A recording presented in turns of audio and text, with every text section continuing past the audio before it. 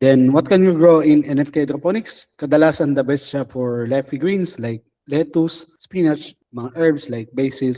Pwede din po strawberries.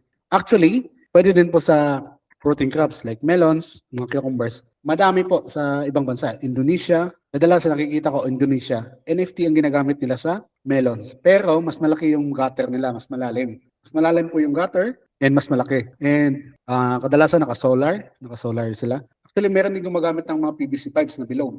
Ginagawang NFT for melon. Gumagana din naman kasi nakikita ko sa online, sa Facebook.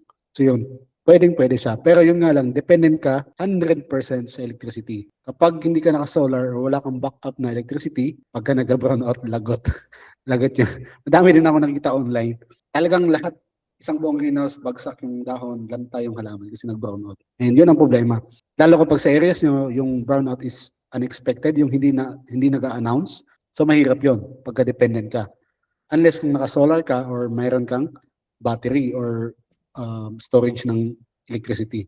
Walang problema. Pero pag nakadepende ka sa kuryente ng community, mahirap yun pag walang announcement. No?